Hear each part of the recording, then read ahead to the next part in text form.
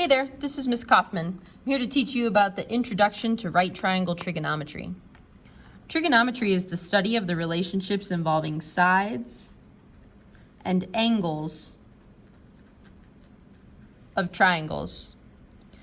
When studying right triangles, we use a new variable to talk about the angles. It's a Greek letter, theta. The way you draw theta is a 0 with a loop in the middle. I'll show you that again. A 0 with a loop in the middle. It's the same thing as an x, it's just an unknown, but we're going to use a Greek letter instead of x. This letter is now going to stand for angles, like 30 degrees, 45 degrees, any other degree measure. In a right triangle, you'll always know that one angle is 90 degrees, and then one of the other acute angles will be theta. So in this diagram, I've got theta as an acute angle down here on the left. In right triangles, there are 3 names for the sides, and you do want to label them in this particular order. The first side length you should label is the hypotenuse, and label it with an H. A hypotenuse is always opposite of the 90-degree angle. The 90-degree angle also points at the hypotenuse. So this 90-degree angle is pointing to this hypotenuse. The second side length that you want to label is the side that is opposite of theta, the side opposite theta. We'll label it with an O. So put your pen on theta, or your finger on theta, and go opposite. So the side that is opposite of theta is this one. Finally, the third side is the side that is adjacent to theta, and we label it with an A. That's the final side over here, adjacent. It's the side that's next to theta. So let's practice labeling triangles in that order. H, O, A, H, O, A, H, O, and A, and finally H, O, and A. Now in right triangles, if you have a right triangle with the same acute angle, but it's getting larger and smaller, it creates similar triangles. When those similar triangles are compared between their sets of side lengths, it creates what's called trigonometric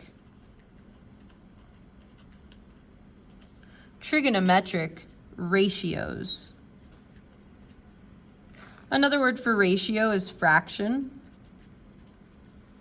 So it's creating the same fraction every time you compare 2 side lengths in a right triangle. The 3 ratios that we're going to study, there are actually a total of 6, but we're going to study just these basic 3, and it's called sine, cosine, and tangent. It is not sin, cos, and tan. Please don't call it that. Sine, cosine, and tangent. The ratios are like this. The sine of theta is the opposite side length related to the hypotenuse. The shorthand way to remember that is SOH, S-O-H, for the sine, opposite, and hypotenuse. Cosine, the cosine of theta, is the adjacent divided by the hypotenuse. And finally, the tangent of theta is the opposite side length divided by the adjacent side length. The way to remember this is a little phrase called Sohcahtoa. Sohcahtoa. Sohcahtoa. Sohcahtoa. Let's try and use that. Evaluate the three trigonometric functions of the angle theta. So the three trigonometric functions are Sohcahtoa.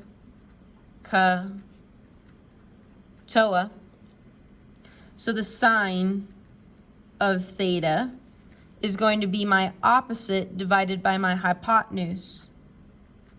Well, we need to know which ones are opposite and which ones are hypotenuses. They labeled the hypotenuse for you, but you need to find which one is opposite. If I put my pen on theta, who is opposite? 12 is opposite, which leaves 5 to be my next to, or my adjacent. So now my opposite's going to be 12, but they didn't label what this length of the hypotenuse is. But I can see that this is a Pythagorean triple, 5, 12, 13. If you didn't know that that was a Pythagorean triple, you can use the Pythagorean theorem to figure out the third side. Cosine of theta is adjacent divided by hypotenuse. My adjacent is 5, my hypotenuse is 13. And the tangent of theta is my opposite over my adjacent, so that's going to be 12 over 5. These are the ratios. Let's try another. In a right triangle, theta is an acute angle and sine of theta is 4/7. Evaluate the other two trigonometric functions of theta. So if they give us this expression, the sine of theta is 4/7, I can relate that back to the SO ratio. That means that 4 is an opposite and the 7 is a hypotenuse. So if I want to figure out the other two, which will be the cosine of theta and the tangent of theta, I can label those the pieces I know on this diagram. So if 4 is opposite of theta will be 4. And the hypotenuse will be 7. Now I can use Pythagorean theorem to get the third side length. 4 squared plus our unknown squared, I'll call it the adjacent squared, equals 7 squared. 16 plus a squared equals 49. Subtract 16, a squared equals 33. Take the square root, and a equals the square root of 33. And the square root of 33 is prime. So I'm just going to call it the square root of 33.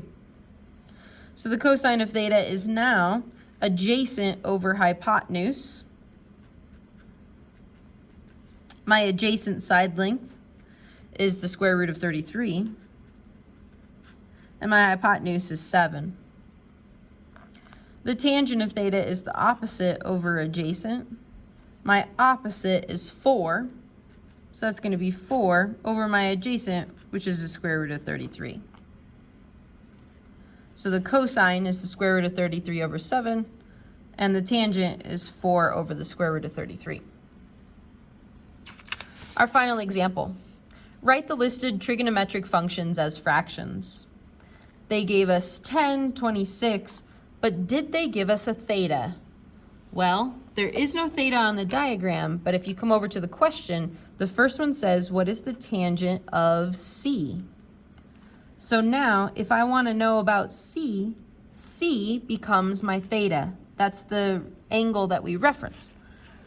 So if I want the tangent of C, that means I'm going to do an opposite over adjacent. So who is opposite of C? Well, I don't know right now, so we need to figure it out with Pythagorean theorem. 10 squared plus, let's do another a squared equals 26 squared. 100 plus a squared, what is the square root of 26? There's squared. 676 minus 100. A squared equals 576. Pardon me, I'm sorry, trying to get the square root. Square root.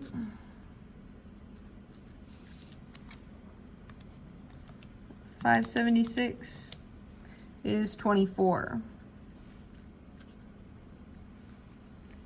So that means opposite of C. Opposite of C is 24. Who's adjacent to C? That's 10.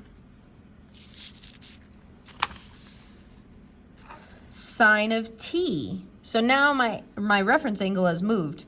Now my reference angle is down here at T. The sine is opposite over hypotenuse. Who's opposite of T? That's 10 over our hypotenuse, 26. Cosine of T. Cosine of T is adjacent over hypotenuse. Adjacent to T is 24 over hypotenuse, 26. And finally, the tangent of T is going to be opposite over adjacent. Opposite of T is 10, and adjacent to T is 24. Of course, you can go back and you can reduce each of those, but it doesn't say to reduce, so I'm going to leave them.